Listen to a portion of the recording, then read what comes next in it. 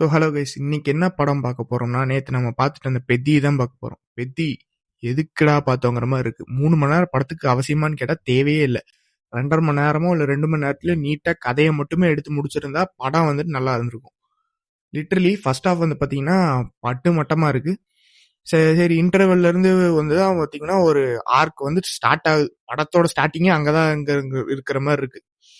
சரி அப்படின்னு பார்த்தோம்னா, அங்க இன்டர்வெல்ல ஆரம்பிச்சு செகண்ட் ஹாஃப் மட்டுமே நீட்டா எடுத்துட்டு போயிருந்தா படம் வந்துட்டு அருமையா இருந்திருக்கும்னு சொல்லலாம். ஏன்னா ஒரு இம்பார்ட்டன்டான ஒரு மெசேஜை வச்சுட்டு அதை விட்டுட்டு தேவையில்லாத கிளாமர் போர்ஷன்ஸ் பாட்டி எதுக்கு?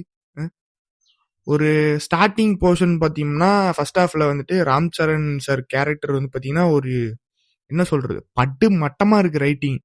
சரி, செகண்ட் ஹாஃப்ல இருந்து பார்த்தோம்னா அவரோட டெடிகேஷன் லெவல் எல்லாமே அங்கதான் வந்துட்டு இம்பாக்ட்ஃபுல்லா படத்தோட இம்பார்ட்டன்ஸுக்கு தகுந்த மாதிரி அங்கதான் வந்துட்டு ஸ்டோரியே பிகின் ஆகுது.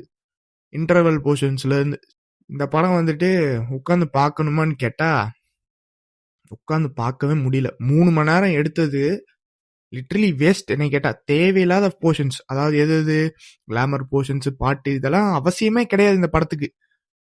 ஏன்னா அவ்வளோ ஒரு இம்பார்ட்டன்டான ஒரு மெசேஜை வச்சுட்டு எதுக்கு வந்துட்டு கமர்ஷியலா எடுக்கிறேன். சரி ஓகே, நீங்க எடுங்க, தப்பு இல்லை.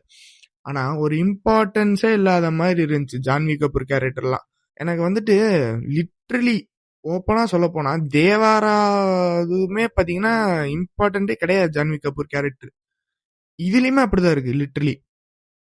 ஸோ இந்த படம் பார்க்கணுமான்னு கேட்டா watch in your own risk தான்.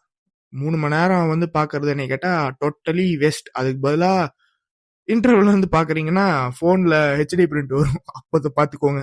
ஓகேவா? இப்படிதான் சொல்ல முடியும், வேற எதுவும் சொல்ல முடியாது இந்த படத்துக்கு. ஸோ இந்த மூவிக்கு ரேட்டிங் கொடுக்கணும்னா 5க்கு 2.5 தான் கொடுப்பேன்.